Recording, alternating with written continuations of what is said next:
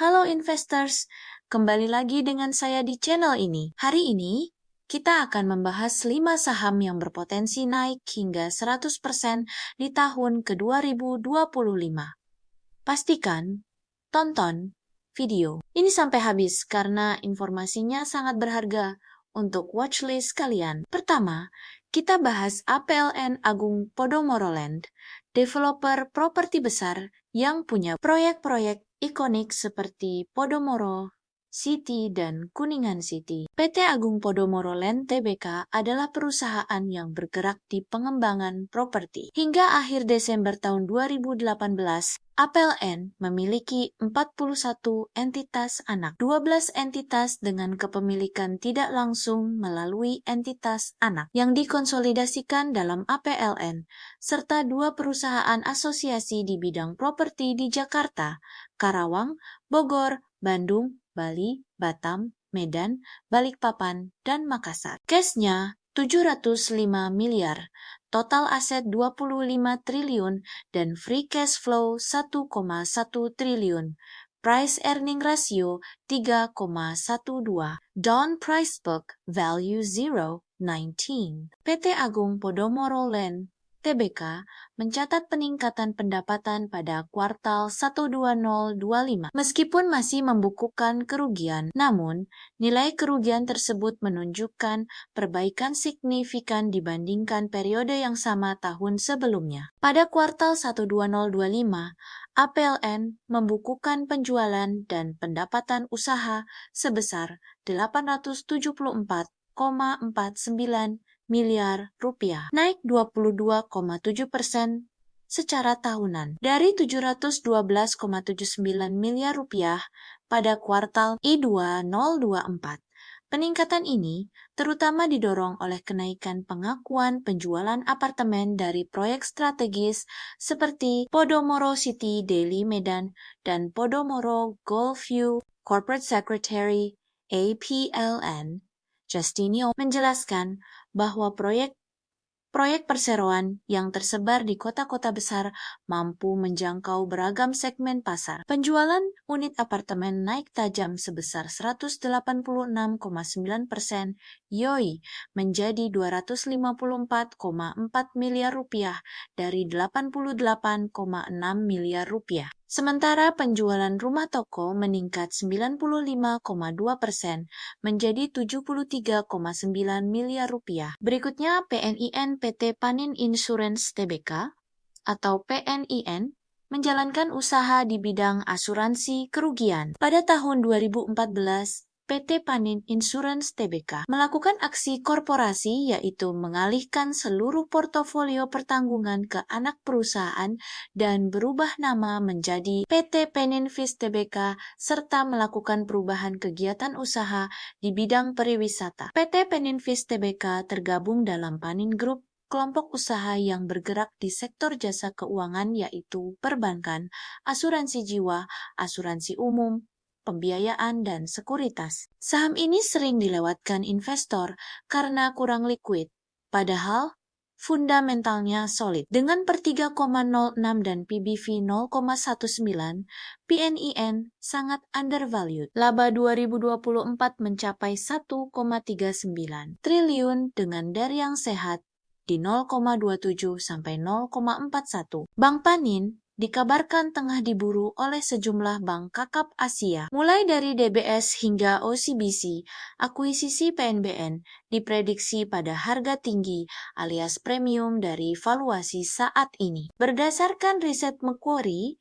Bank Panin masuk top 15 bank di Indonesia. Pendiri dan pemegang saham mayoritas Bank Panin, Mukmin Ali Gunawan, dikabarkan berupaya menjual saham bank tersebut. Keluarga Gunawan masuk Bank Panin lewat PT Paninvis Tbk yang memegang 67,9% saham PT Panin Life Tbk, pemegang 46% saham Bank Panin. Ketiga, INDR Perseroan didirikan pada tahun 1975 dan memulai kegiatan produksi. Pada tahun 1976, di sebuah pabrik pemintalan kapas di Purwakarta yang terus memperluas bisnis benang pintal, serta melakukan diversifikasi untuk produksi benang polyester filament, polyester staple fiber, petresin, polyester chip, dan kain polyester filament untuk pasar global dari pabrik-pabrik berlokasi di Purwakarta, Campaka dan Bandung,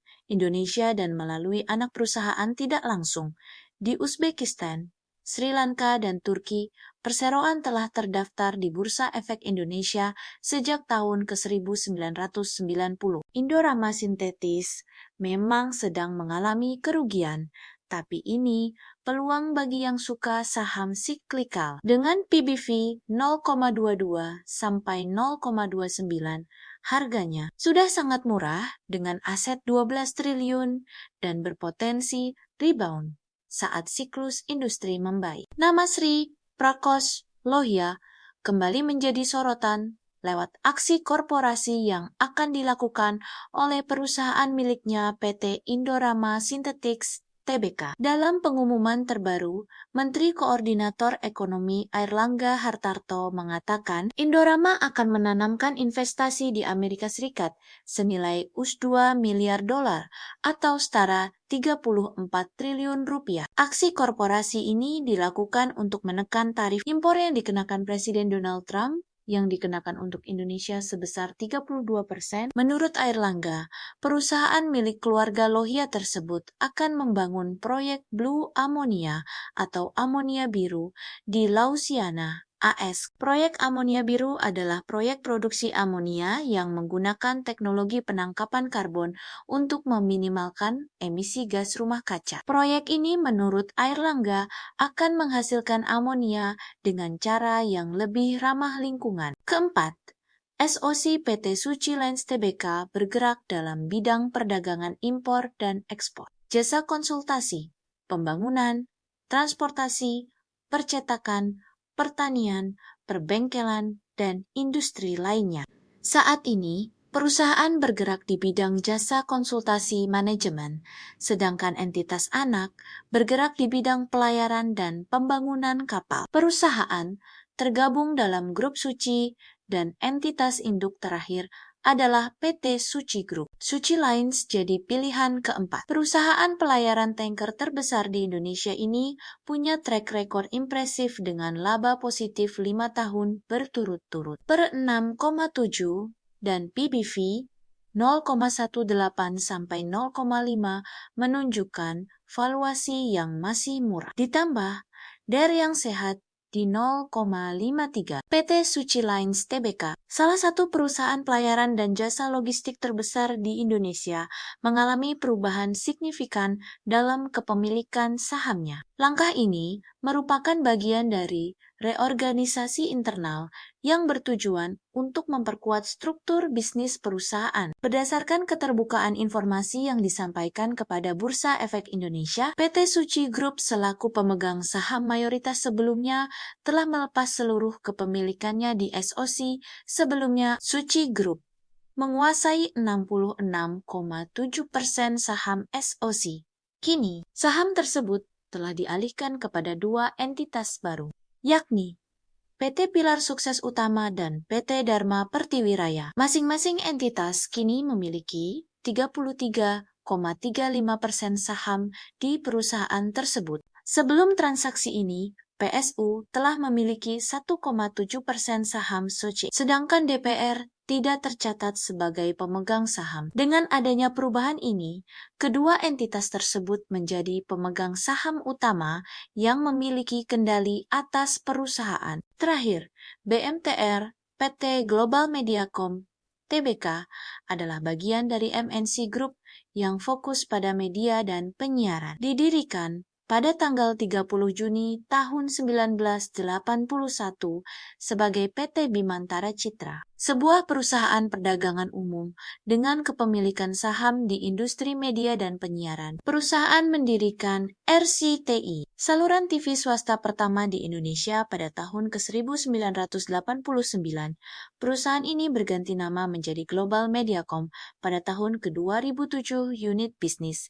Perusahaan meliputi saluran TV, media berbasis langganan, dan bisnis digital. Secara valuasi, saham emiten Heritano Sudibjo (BMTR) diperdagangkan sangat murah. Rasio price to book value hanya 0,14 kali dan price earning ratio 4,35 kali. Nilai kapitalisasi pasarnya 2,3 triliun rupiah. Namun, BMTR tercatat terakhir membagikan dividen pada 27 Juli tahun 2018 dengan nominal Rp5 saham. Artinya emiten ini sudah lama tak membagikan dividen. Akan tetapi, untuk tahun buku 2024, belum ada keputusan terkait penggunaan laba lantaran perseroan belum menggelar RUPST. Global Mediacom, yang juga emiten portofolio Lo Keng Hong, membukukan laba bersih yang diatribusikan kepada pemilik entitas induk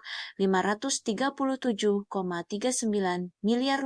Sepanjang tahun ke-2024, lebih kecil dari Rp677,55 miliar pada tahun sebelumnya. Adapun pendapatan BMTR sebesar Rp10,05 triliun di tahun ke-2024 beda tipis dari Rp10,16 triliun pada tahun ke-2023. Total aset per 31 Desember tahun 2024 Rp36,24 triliun dengan liabilitas Rp7,16 triliun serta ekuitas Rp29,07 triliun.